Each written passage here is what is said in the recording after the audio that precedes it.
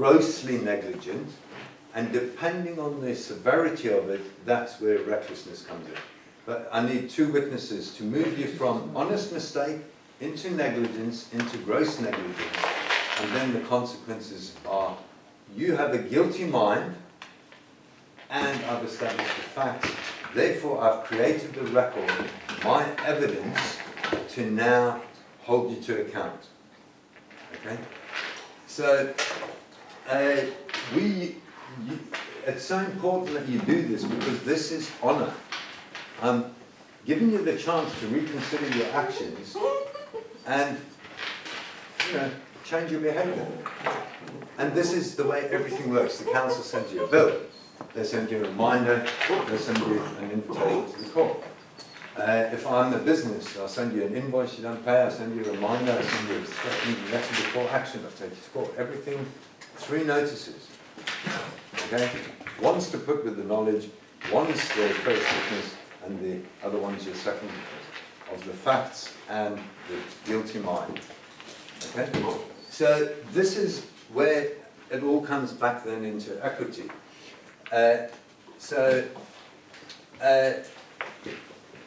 You need to do your pre-action protocol, and it goes to everything here. So section 63 then, it's a legal obligation of the court to consider your financial circumstances. It's an obligation to consider that equity prevails. You can only fine in proportion to the harm caused. If they can't show harm has been caused, therefore, they can't fine you. So we've got perfect equity in the Sentencing Act 2020. Why are the clerk of the courts not advising the magistrates to uphold the Sentencing Act 2020? It's insane. Doesn't make money. It doesn't make money. Okay. So again, equity is actually being reflected in more and more legislation. The Sentencing Act is the final thing of the court system. And that's saying, hey guys, you must apply equity.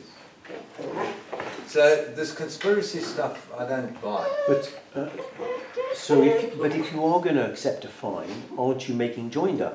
Correct. So you shouldn't accept a fine. You just sit and argue with the judge. Okay?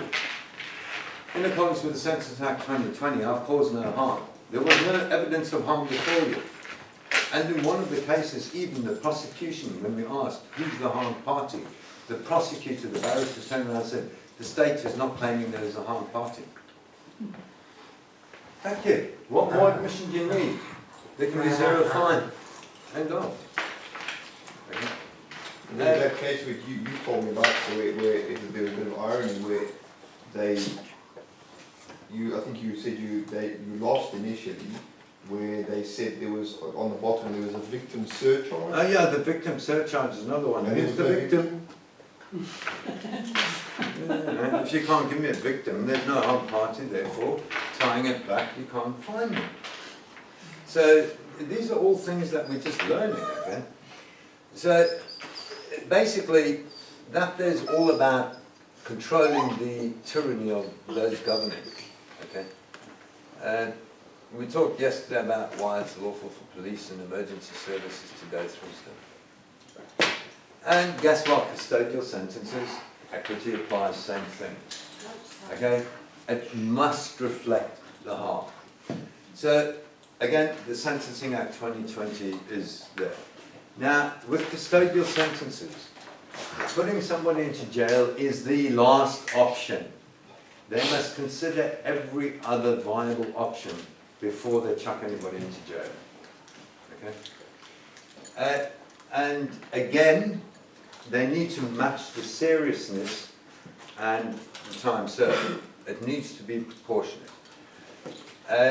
Other possible things are, so this is in accordance with this, basically, before they pass a custodial sentence, this are the steps that they must go through and meet.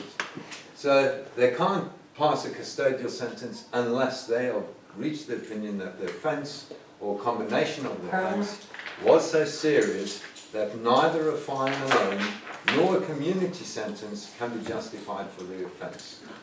So that poor bloke who's just been shoved in jail for 6 months for selling minced pies, had they adhered to their own principles, wouldn't be in jail.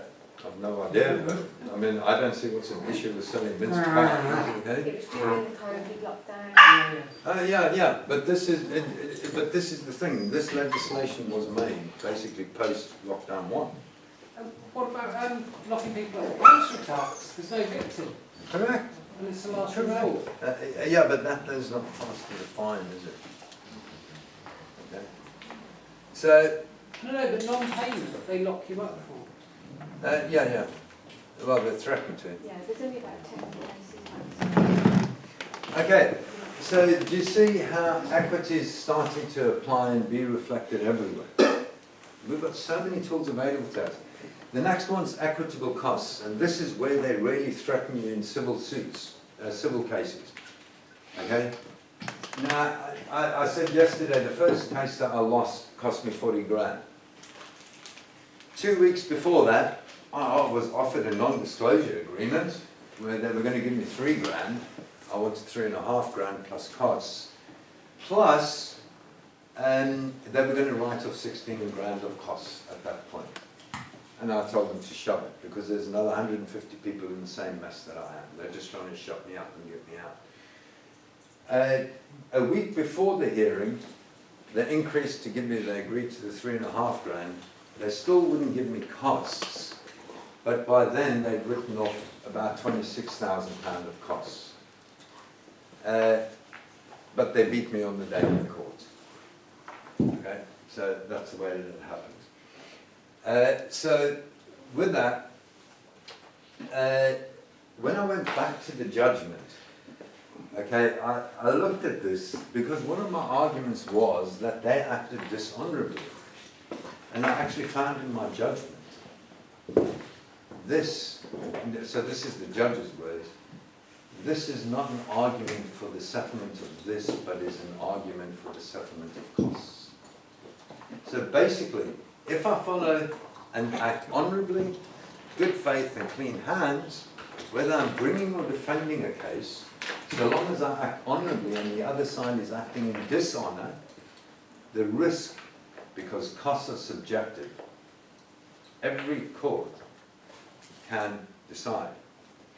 So the risk of the costs, by me doing my pre-action protocol, what's that? Settling in private through my notices, I am totally reducing the risk of getting an adverse cost reward, whether I win or lose. Provided I can show the other side has acted dishonourably, in bad faith, or with unclean hands. And guess what they're all doing? They're all acting in bad faith, dishonourably, not doing their job. But unless I put them with the knowledge of that, okay, I can't take advantage of it. So, with the costs, it's customary or normal that the loser pays. So with council tax, if I've asked them questions and they've acted dishonourably, they are forcing me into court to settle the dispute which I've tried to settle in private. And remember Montefiore versus Montefiore, 1762, no man can use their inequity as a defence or a cause of action. Okay? So we've got it all there going for us, provided we act honourably. So,